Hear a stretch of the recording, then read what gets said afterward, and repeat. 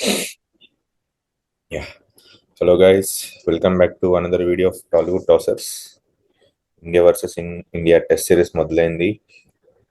England toss గెలిచి fielding ఎంచుకుంది. మంచి బౌలింగ్ కండిషన్స్, వికెట్ స్వింగ్ అవుద్ది అనుకున్నారు. బట్ ఇండియా వేరే ప్లాన్స్ తో వచ్చింది. లెట్స్ గెట్ స్టార్ట్ అని డిస్కస్ చేద్దాము. బట్ అంతకంటే ముందు ఇఫ్ యూఆర్ సీయింగ్ దిస్, మీరు కానీ వీడియో చూస్తుంటే please like, share and subscribe our content. ఇక మొదలెడదామా? యాక్చువల్గా ఇదంతా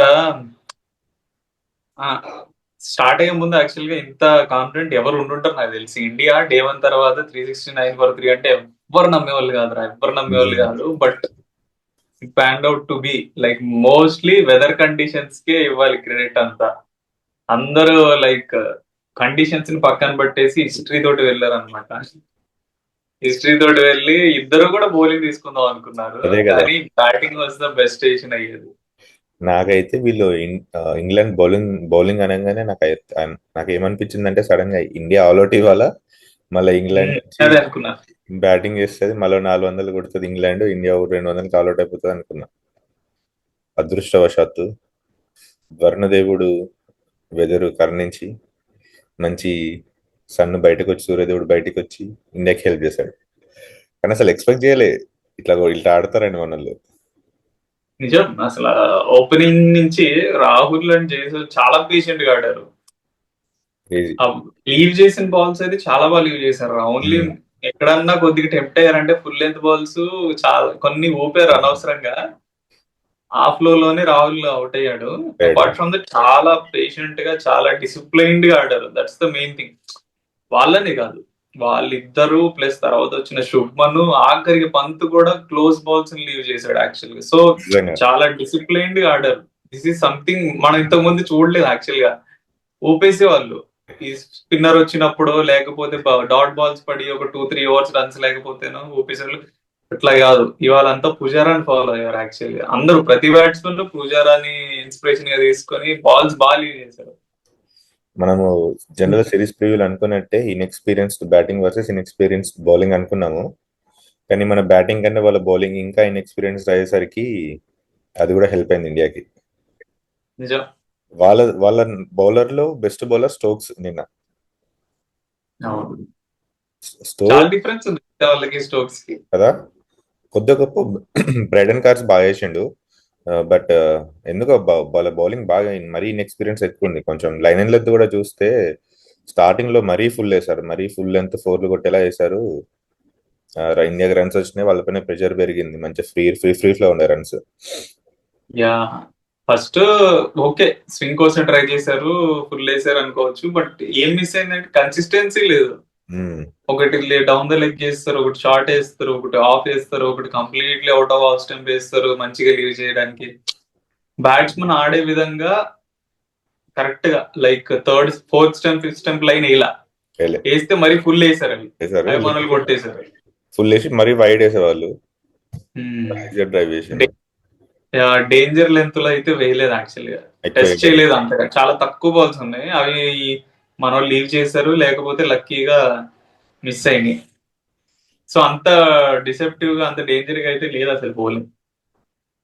అండ్ యశస్వి జైస్వాల్ టెస్ట్ డెబ్యూలోనే 100, వెస్టిండీస్ లో ఫస్ట్ టూర్ లోనే 100, ఆస్ట్రేలియా టూర్ లో ఫస్ట్ మ్యాచ్ లోనే 100, ఇంగ్లాండ్ లో ఫస్ట్ మ్యాచ్ లోనే 100. అసలు చాలా డిటర్మైన్ క్రికెటర్ బాబు యశస్వి కదా.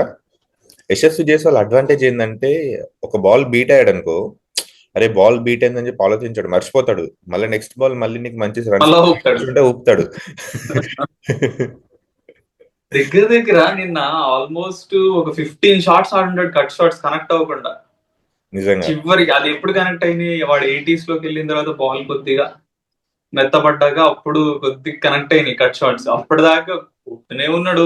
అది నేను అనుకుంటున్నాను, యశస్వి కొద్దిగా కూల్ డౌన్ అవ్వచ్చు కదా, కనెక్ట్ అవ్వట్లేదు కదా, వదిలేయచ్చు కదా. లేదు, మళ్ళీ నెక్స్ట్ బాల్ వేసినా మళ్ళీ అవుతున్నాడు. ప్రాబ్లం ఏమైందంటే, యశస్వి స్టాండ్స్ యాక్చువల్ గా కొద్దిగా ఫ్రంట్ ఫుట్ కి వెళ్దాం అన్నట్టు, ఆఫ్ సైడ్ ఆడదాం అన్నట్టు ఉన్నాడు. కొద్దిగా షార్ట్ పడగానే అప్పుడు బ్యాక్ ఫుట్ వేస్తున్నాడు, అప్పుడు అడ్జస్ట్ చేసుకొని కట్టుకి వెళ్తున్నాడు, ఆలో బాల్ వెళ్ళిపోతుంది. బట్ లేట్ అయిపోతున్నాడు యాక్చువల్గా. అదనే కాదు, నువ్వు ఆలోచిస్తే జనరల్ బ్యాట్ ఏదైనా కొంచెం బాల్ స్వింగ్ అయ్యి ఫోర్త్ ఫిఫ్త్ స్టంప్ లో బ్యాటింగ్ మిస్ అయినా కూడా next ball full length ball పడింది అనుకో డ్రైవ్ చేస్తున్నాడు, అలా లీవ్ చేయట్లేదు, అరే బాల్ బీట్ అయింది కదా అని చెప్పి, స్వింగ్ అవుతుంది కదా అని చెప్పి. సో అది అడ్వాంటేజ్ యశస్వితో. ట్రైవ్స్ బాగా ఆడారు. యశస్వి యాక్చువల్ గా బాగా ఆడాడు, సెంచరీ కొట్టాడు. కాకపోతే he cramps. Was not in his best actual గా. అవును. స్ట్రగుల్ అయితే ఉన్నాడు. లెగ్ సైడ్ నువ్వు చూస్తే మొత్తం మాక్సిమం స్కోర్ చేసిన రన్స్ లో around 70% of side. Leg side అసలు ఎందుకో మరి generally he plays well. Full షాట్లు కానీ ఏవి ఆడలేదు నిన్న. లెగ్ ఫ్లిక్స్ కూడా ఏవి కనెక్ట్ అవ్వలేదు. ఆన్ ద బాడీ చేస్తుంటే చాలా స్ట్రగుల్ అయ్యాడు నిన్న. బట్ అలా స్ట్రగ్లింగ్ ఫేస్ లో ఉన్నా కూడా సెంచరీ కొట్టాడు. లాస్ట్ లో కొన్ని క్రాంప్స్ వచ్చి కూడా కొంచెం స్ట్రగుల్ అయ్యిండు సెంచరీ ముందు 80s 90s లో. ఎస్. అండ్ రాహుల్ గురించి కూడా చెప్పాలి. రాహుల్ యాక్చువల్ గా బిల్కుల్ ఫ్లాలెస్ కంపేర్ టు యశస్వి. కొద్దిగా తడబడ్డాడు కానీ రాహుల్ చాలా ఫ్లాలెస్ ఉన్నాడు. నేను యాక్చువల్ గా రాహుల్ బిగ్ స్కోర్ కొడతాడు అనుకున్నా. బట్ అప్పటిదాకా లీవ్ చేస్తున్నాడు. అనవసరంగా fifth stump sixth stump line poke చేశాడు. అండ్ తర్వాత వచ్చిన శుభ్మన్ గిల్ అంట, సారీ, సాయి సుదర్శన్. పాప అందరూ డ్రీమ్ డెబ్యూట్ కోసం ఎదురు చూస్తున్నారు. ఐపీఎల్ లో అంత స్కోర్ చేసినా గానీ నువ్వు ఐపీఎల్ లో చూస్తే అర్థమైపోద్ది టెక్నికల్లీ సుదర్శన్ ఎంత గొప్ప ప్లేయర్ అని. So every one was expecting to do him very good. కానీ వచ్చాడు, కొద్దిగా టెన్షన్ పడ్డాడు. లైక్ ఫస్ట్ రన్ తీద్దాం అన్నట్టు, అప్పటికి 2 సింగిల్స్ రాలేదు. యశస్వి డినై చేశాడు. లెగ్ సైడ్ బాల్ వేయడం. స్టోక్స్ కూడా యాక్చువల్ గా ఆ మ్యాజిక్ బాల్స్ ఇస్తాడు రా కదా. ఏదో ఒక్కొక్కసారి మనకి ఏమనిపిస్తుంది అంటే బౌలర్స్ ట్రై చేస్తారు. స్టోక్స్ వచ్చి సింపుల్ ఏదో చేస్తాడు, మ్యాజిక్ బాల్ వేస్తాడు, ఇక్కడ పడుతుంది. ఇంకోటి అన్ఫార్చునేట్ గా లెగ్ సైడ్ రన్ అవుట్ అయ్యిండు. కానీ ఇంకోటి మనం మాట్లాడుకోవాల్సింది ఏంటంటే అభిమన్యు ఈశ్వరన్ కాదని సాయి సుదర్శన్ సెలెక్ట్ చేశారు. Sai Sudarshan actually first class average around 39 ఉంది.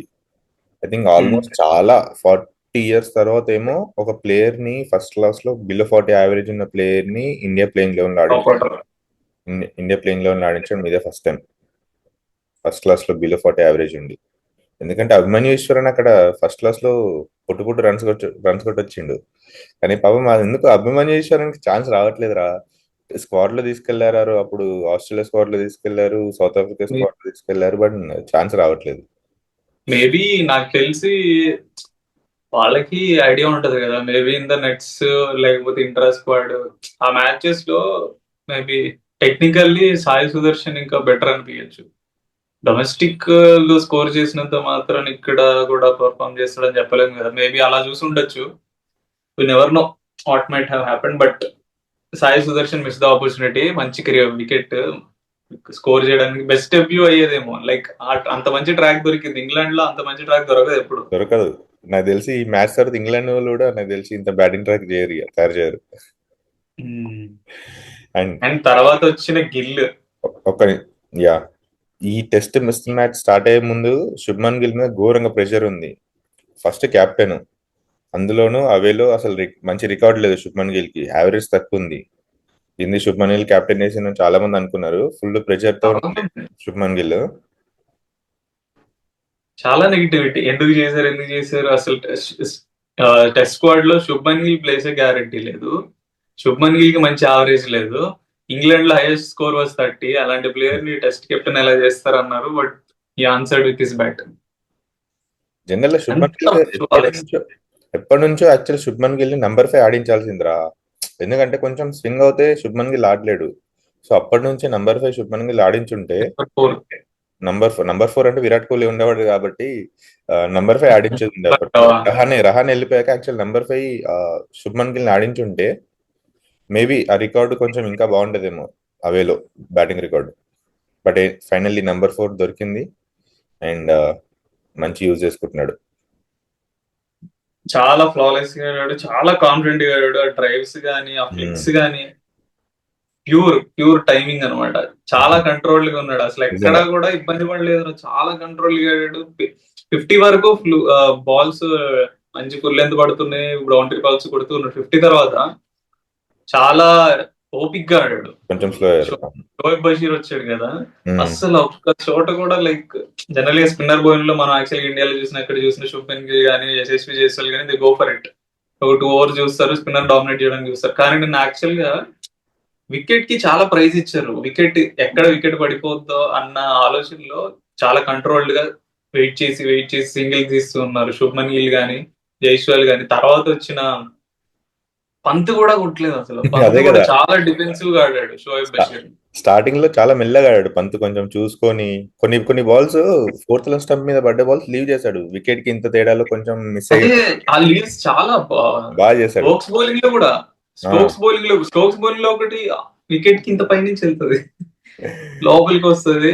సో దట్ సంథింగ్ జనరల్ గా రిషబ్ పంత్ చేయనివి అవి. కానీ బాగా కంట్రోల్ గా ఆడాడు రిషబ్ పంత్ కూడా, కొంచెం చూసుకొని. మళ్ళీ అక్కడెక్కడ కూడా మళ్ళీ రిషబ్ పంత్ స్టైల్ షాట్స్ కూడా ఆడిండు. నాకు అదే అనిపించింది రా. యాక్చువల్ గా అంత కంట్రోల్ గా ఆడుతున్నప్పుడు రిషబ్ పంత్ మామూలు జనరల్ ఆర్థోడాక్స్ క్రికెట్ ఆడుతూ ఇంత మంచిగా స్కోర్ చేస్తున్నప్పుడు మళ్ళా ఆ షాట్స్ ఎందుకు, అన్సర్టెనిటీ తీసుకురావడం ఎందుకు, అప్పుడు అవుట్ అయిపోతానా అన్న అన్సర్టెనిటీ, అంత కంట్రోల్ గా ఆడుతున్నాడు కదా. ఉమ్, అట్లానే స్కోర్ చేస్తే మేబీ స్ట్రైక్ రేట్ తక్కువ ఉండొచ్చు, కానీ Rishabh Pant so much technique. Strike rate తక్కువ ఉన్నా కానీ మంచి స్కోర్ చేయొచ్చు యాక్చువల్ గా, బిగ్ స్కోర్స్. బట్ మధ్యలో మనం ఇట్లా స్కూప్లు ఆడాలి, ఫ్రంట్ ఫుట్ కి వచ్చి ఆడాలి, ఈ అవసరం లేదు అని అనిపిస్తుంది. But that's how Rishabh Pant plays. So India ended with 359 for 3 at the end of day 1. So day 2 నాకు తెలిసి ఇంత మంచి బ్యాటింగ్ కండిషన్స్ మళ్ళీ రావు. సో ఇదే అడ్వాంటేజ్ గా తీసుకొని ఒక 500 కొట్టి, 500 మినిమం కొట్టాలి. లేకపోతే మళ్ళీ ఇంగ్లాండ్ బ్యాటింగ్ కూడా మళ్ళీ ఇంగ్లాండ్ కూడా బ్యాటింగ్ వచ్చేటానికి బ్యాటింగ్ కండిషన్స్ ఉంటాయి. సో వాళ్ళు ఫాస్ట్ గా ఆడి కొట్టేస్తారు ఎలా అలా. So India should take advantage of first innings లో ఒక మంచిగా 550 అలా కొట్టి. I think Shubman Gill is the key. Shubman Shubman Gill ఉండాలి. పంత్ ఎలా ఊపేస్తాడు రేపు. ఆల్సో కరుణ్ నాయర్ కూడా మంచి ఆపర్చునిటీ, మంచి బ్యాటింగ్ కండిషన్స్ బ్యాటింగ్ చేసే ఛాన్స్ ఉంది. సో ఎలా ఆడతాడో చూడాలి. శుభ్మన్ గిల్ ఆ టెంపర్మెంట్ మారిపోయింది యాక్చువల్లీ. లాంగ్ ఇన్నింగ్స్ ఆడాలని డిటర్మిన్ గా ఆడుతున్నాడు. ఇంతకు ముందు కొద్దిగా వికెట్ ఇచ్చేసేవాడు, బట్ ఈసారి చాలా డిటర్మిన్ గా ఆడుతున్నాడు. Captain maybe that captain responsibility. Nice. So మీరేమనుకుంటున్నారు, ఓకే. ఇండియా ఎంత కొడుతుంది ఫస్ట్ ఇన్నింగ్స్ లో? కామెంట్ చేయండి. Yeah okay guys, that's it for the video. We'll come with day 2 review as well. Until then, see you. Bye.